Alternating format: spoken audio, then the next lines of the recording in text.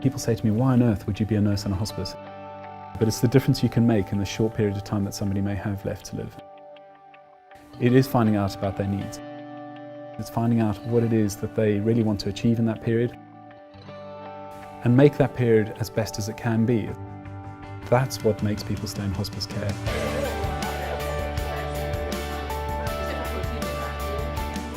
In my mind, palliative care was the destination.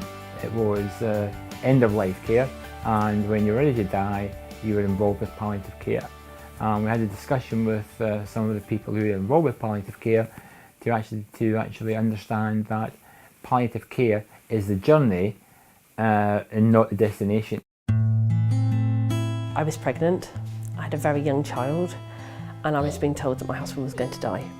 And I was at sea, terrified, didn't know what I was going to do. I knew that I was facing a really, really difficult time. I knew that it was going to be hard, but I knew that I had somebody there who was going to be able to help me through. When we had to tell the children that it was terminal, and I didn't know how I was going to do that. It's those words that you don't want to say.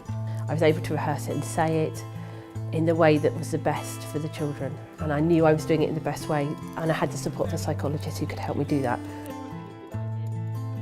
What I would see the hospice being is that central part of a wheel. So there are lots of spokes coming out in terms of somebody's care, and it's keeping the patient and the care at the centre of that.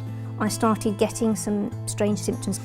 Didn't really understand what was happening and went to the GP, and the GP said, I think I'll phone Dorothy House for advice. And that was it. Dorothy House came round, and I didn't realise until then that the palliative team care could actually run the treatment. I mean, that's what they're specialists at. They really are superb.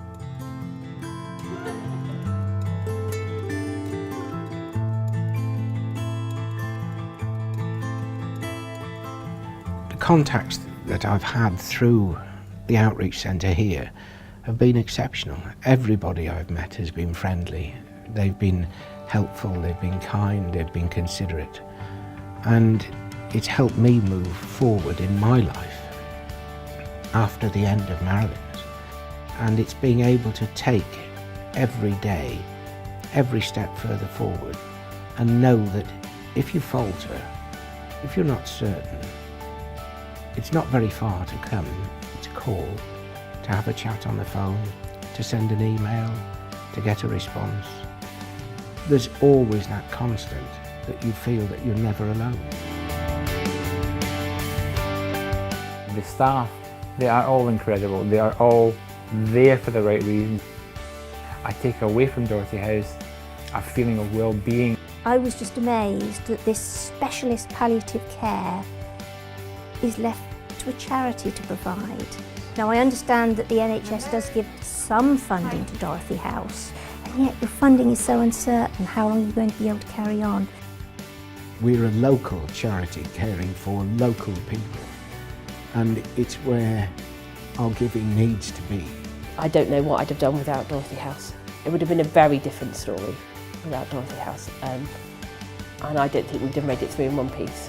They are a charity, an organisation that does an immense amount of good, but they actually make a difference to people's lives.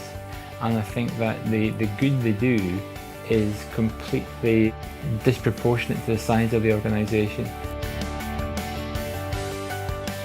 As a hospice, and this will be quite shocking I think, is that we need over £9,000 a day to keep going.